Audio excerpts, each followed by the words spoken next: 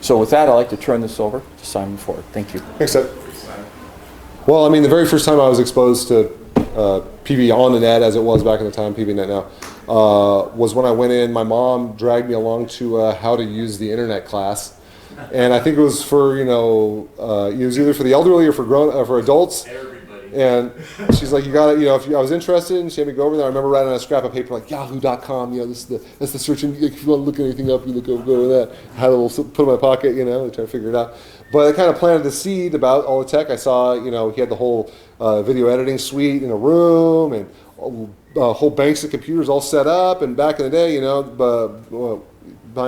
was just extremely cost prohibitive to buy a computer, much less pay for the internet. And this was back when you're on AOL doing the 56K dial-up, and that's blazing fast. And Ted had a dedicated T1 line and was providing service to the whole hill. That was like nuts to even conceptualize. So naturally, it kind of brought a bunch of like-minded individuals together. We had about a dozen guys who would really come together and meet up, and we talk about tech all the time. And Ted had us get into not only, I remember within the first month, Ted had me go in the back room, and he's okay, we're going to build this computer. And he had it stripped apart, he had to take it apart, and he brought in a bunch of parts. We started building computers, we started building systems, and it was something where I thought, oh my God, this is something I'd never be able to do. It just seems so technically crazy.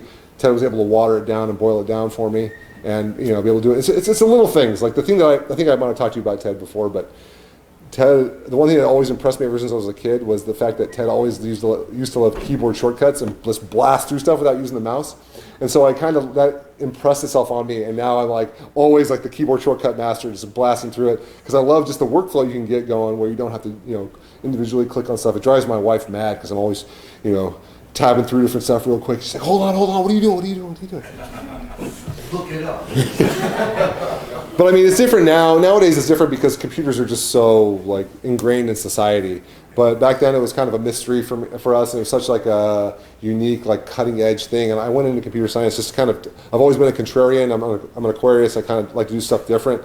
And all my other buddies were going into medicine and all this stuff, and I was just thinking, no, I want to do something different. And I went into computer science, and I never regretted it because it's always been cutting edge, and I've always been doing fun stuff. And then even in college, I came back, and it was right around the time when the bubble burst. So I used to go to job fairs the first year, and they were just throwing stuff at you. You walk back, we 24 shirts and all this stuff. You geared out for the year, just for walking up.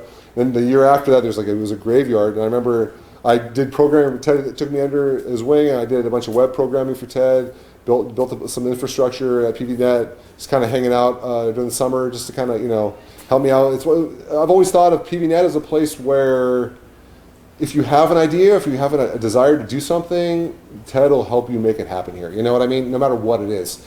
And everybody I interacted with at PVNet wasn't there to grab onto a specific program. They were there to do something individually, and everything was shifted around and tailor-made for their specific interests and their specific goal set. And I went on to see a bunch of my buddies. Everybody was in my class. One of my buddies does a ton of.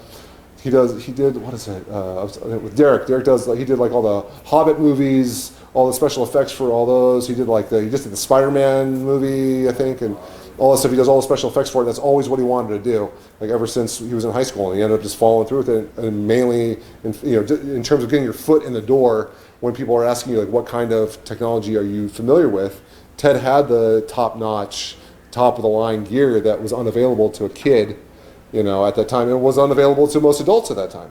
And it really helped kind of leverage and just kind of transition people into that environment. And this day and age, I'm looking at the 3D printers. I'm looking at all the different types of integration. I'm just looking at the music gear here. It's incredible to have this opportunity to be able to, integrate yourself in there.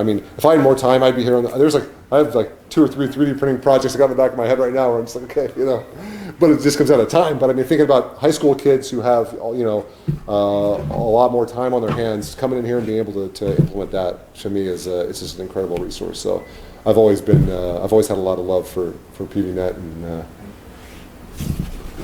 thank you, Ted.